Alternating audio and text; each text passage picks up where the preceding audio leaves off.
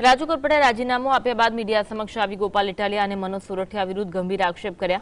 રાજુ કરપડાએ આક્ષેપ કર્યો કે જેલવાસ દરમિયાન પાર્ટીએ તેમને છોડાવવા માટે કોઈ નક્કર મદદ કરી નથી। તેમણે કહ્યું કે પક્ષે સારા વકીલ રોકવાને બદલે ખેડૂતો અને મને જેલમાં રાખવાનું કાવતરું રચ્યું હતું। વધુમાં તેમણે ઉમેર્યું કે ગોપાલ ઇટાલિયા અને મનોજ સોરઠિયાનું વર્તન તેમના અને તેમના પિતા પ્રત્યે અત્યંત ખરાબ રહ્યું। સુરતથી આવેલા નેતાઓ પક્ષમાં સર્વસ્વ બનાવવા માંગે છે તેવો આક્ષેપ કરતા કરપડાએ જણાવ્યું કે ગોપાલ ઇટાલિયાને કારણે આપ આગળ નહીં વધે। જોકે તેમણે હાલ કોઈ પણ રાજકીય પક્ષમાં જોડાવાની વાતનો ઇનકાર કર્યો છે। જે વ્યક્તિ માટે થઈ અમે રાત દિવસ મહેનત વિસાવદરમાં કરી હતી એ માણસ એની ફરજ ચૂકી ગયા છે। શા માટે એને તકલીફ છે એ મને સમજાતું નથી, પણ હું એક વાત ચોક્કસથી કહીશ કે ગોપાલભાઈ આમ આદમી પાર્ટીને ક્યારેય ઊભી નહીં થવા દે।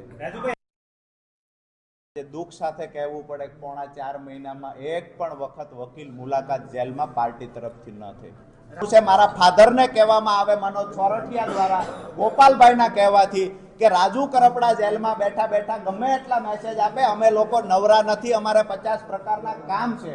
દુઃખ મને એ વાતનું હતું।